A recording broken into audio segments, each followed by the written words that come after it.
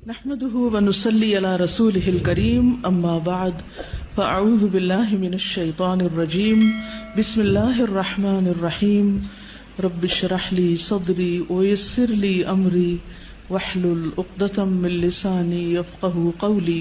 پھر ہے نماز میں سورۃ الاخلاص کی تکرار۔ یہ بھی کسی نے سوال کیا تھا آپ میں سے۔ سوال تھا کیا یہ ممکن ہے کہ میں نفل نماز میں ایک ہی سورت پڑھوں؟ مثال کے طور پر میں سورۃ اخلاص کو ایک سے زیادہ مرتبہ پڑھتا جاؤں، گویا کہ میں ایک رکعت میں 100 دفعہ پڑھوں۔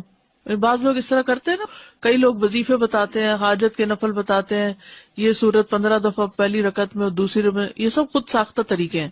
الحمدللہ ایک ہی رکعت میں یا 2 رکعت میں کسی سورت کو بار بار لوٹا کر پڑھنے میں کوئی حرج نہیں ہے، کوئی اس میں منع نہیں کیا گیا کہ 2 دفعہ نہیں پڑھ سکتے، 3 دفعہ نہیں پڑھ سکتے۔ خاص طور پر قل هو اللہ احد، کیونکہ اس کی بہت عظیم فضیلت ہے، کیونکہ یہ سورت توحید اور رب تعالیٰ کی صفات پر مشتمل ہے۔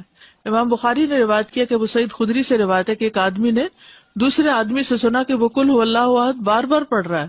جب صبح ہوئی تو اس نے رسول اللہ صلی اللہ علیہ وسلم کی خدمت میں حاضر ہو کر اس واقعے کا ذکر کیا، گویا وہ اس عمل میں کوئی بڑا ثواب خیال نہ کرتا تھا۔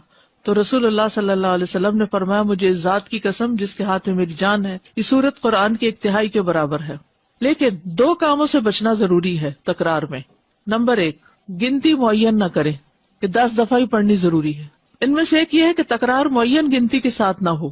اگر وہ معین کر لے گا، یعنی فکس کر لے گا، وہ نہ اس سے زیادہ پڑھے گا نہ کم، تو یہ بدعت ہوگی، کیونکہ یہ خود ساختہ طریقہ ہے، خود ایجاد کیا، لوگوں کو پابند کیا۔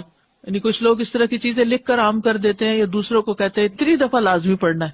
مذکورہ حدیث میں گنتی کی تعین نہیں، نہ ہی یہ سلف سے معروف ہے، اور جو چیز شریعت میں متعین نہیں اس کی تعین جائز نہیں، اس کا بغیر کسی تعین کے مطلق ہونا جائز ہوگا۔ جیسے لوگ کہتے ہیں نا کتنی دفعہ آیت کریمہ پڑھیں، وہ کہیں نہیں بتایا گیا کتنی دفعہ، جتنا سہولت سے پڑھ سکتے ہو۔ حضرت یونس علیہ السلام کے بارے میں کچھ نہیں ملتا کہ انہوں نے 100 دفعہ پڑھا یا 1000 دفعہ پڑھا۔ اصل بات یہ کہ پڑھنے کی کوالٹی کیا ہے، یہ زیادہ امپورٹنٹ ہے۔ نمبر 2، اسے عادت نہ بنایا جائے کہ مثلا ہر روز فجر کی نماز میں آپ پہلی رکعت میں 20 دفعہ، دوسری میں 15 دفعہ قل هو اللہ پڑھ رہے ہیں، یہ نہیں ہونا چاہیے۔ انسان جب بھی رات کو قیام کرے تو ایک سورت کے بار بار پڑھنے کو عادت نہ بنا لے کہ آپ دیکھیں کہ کوئی شخص ہر رات ایک ہی سورت پڑھتا ہے اور اسے تبدیل نہیں کرتا، یہ بھی مشروع نہیں، نہ سلف صالحین کے عمل میں سے ہے۔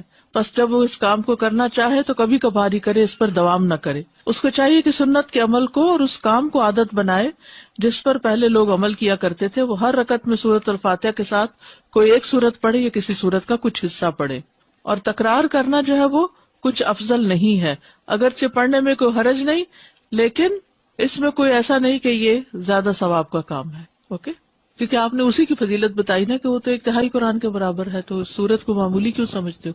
اور تکرار سے منع نہیں کیا تھا، لیکن تکرار فکس کرنا جو ہے اپنے پاس سے وہ ٹھیک نہیں۔ سورہ ملک ہم عشاء کے آخری 2 رکعت میں پڑھ سکتے ہیں؟ جی پڑھ سکتے ہیں، چاہے فرضوں میں پڑھیں چاہے نفلوں میں پڑھیں، تو وہ اس کی تلاوت کا وہ حق ادا ہو جائے گا انشاءاللہ۔ لیکن اس کو لازم اس وقت پابند نہ کر لیں اپنے آپ کو، کبھی اس میں پڑھیں کبھی نہ بھی پڑھیں۔ ابھی ہم نے پڑھا تھا کہ حضرت عثمان رضی اللہ عنہ نے رکوع کے پہلے پڑھنی شروع کی تاکہ جو ہے ان کو رکعت مل جائے لوگوں کو، تو اس صورت میں سورہ فاتحہ تو مس ہو گئی، تو پھر ہمیں رکعت ریوائز کرنی پڑے گی، ریپیٹ کرنی پڑے گی؟ نہیں، جب وہ آئے گا لمبا ہو جائے گا نا، جیسے 1 رکعت ویسے تو چھوٹی ہو جاتی ہے، لیکن اگر قنوت پڑھنی شروع کی تو لمبی ہو گئی رکعت، جی، تو وہ پھر سورۃ فاتحہ آ کے پڑھ لے گا اپنی، کیونکہ رکعت لمبی ہو گئی ہے نا۔ اچھا، وہ خود سے پڑھ لیں گے؟ خود سے پڑھ لے گا نا، ٹھیک ہے۔ امام کی اگر مس بھی ہو جائے اور انسان خود سے پڑھ لے تو نماز ہو جائے گی۔ ساتھ میرا یہ سوال کہ جیسے 30ویں سپارے کی جب صورتیں بڑی یاد کرنے لگتے ہیں تو پھر اسپیشلی جیسے سورہ اخلاص جیسی صورت ہے تو وہ ہم لوگ کم پڑھنے کی وہ کرتے ہیں، تو میرا یہ تھا کہ جب میں نے بخاری کے اندر اس کی فضیلت پڑھی سورہ اخلاص کی تو اس کے بعد میں نے اپنی ہر نماز کے اندر اس کو شامل کر لیا، کسی بھی ایک رکعت میں میں پڑھتی تھی یا پھر آخری رکعت میں اس کو رکھ لیا، تو یہ صحیح ہے ایسا کرنا یا نہیں؟ جی دیکھیے، مسنون ہے، فجر کی 2 سنتوں کی دوسری رکعت میں اس کا پڑھنا مسنون ہے، مغرب کی 2 سنتوں میں دوسری رکعت میں پڑھنا مسنون ہے، اسی طرح ظہر کی سنتوں میں بھی آپ 2 سنتوں کے آخری رکعت میں اس کو پڑھ لیں، سنت کی دوسری رکعت میں اس کو پڑھنا جو ہے وہ تو سنت سے بھی ثابت ہے، حتیٰ کہ وتر کے بھی آخری رکعت میں۔ دیکھتے ہیں کہ قبولیت دعا کے اسباب کیا ہیں۔ فصل پنجم، بعض لوگوں کی دعا بسا اوقات بہت جلد قبول ہو جاتی کیونکہ وہ سخت ضرورت مند ہوتے ہیں، ضرورت ان کے اندر اضطرابی کیفیت پیدا کر دیتی ہے، ہلچل مچا دیتی۔ اگر آپ کے اندر ہلچل ہے تو آپ دوسروں کے اندر بھی مچا دیں گے۔ جو وہ دعا مانگنے والا تھا نا، اس کے اندر ہلچل تھی اور اس نے اتنی شدت سے دعا مانگی کہ آسمانوں میں کھلبلی مچ گئی اور وہاں سے فرشتہ آ گیا. اور کامل اضطراب کے ساتھ وہ اللہ تعالیٰ کی جناب میں متوجہ ہو جاتے ہیں. یا یہ کہ دعا کرنے سے پیشتر دعا کرنے والے سے کوئی بڑی نیکی وجود میں آ چکی ہوتی ہے. یہ جو پہلی بات ہے نا اضطراب کی، تو اس کے بارے میں قرآن پاک میں بھی آتا ہے نا، اَمَّن يُجِيبُ الْمُضْطَرَّ اِذَا دَعَاهُ وَيَكْشِفُ السُّوءَ. تو جو مضطر ہوتا ہے نا، بے قرار ہوتا ہے، بے چین ہوتا ہے، اور اس بے قراری میں اپنے رب کو پکارتا ہے، لوگوں کو نہیں، اپنے رب کو پکارتا ہے اور تڑپ تڑپ کے پکارتا ہے، رو رو کے پکارتا ہے، تو رب سنتا ہے.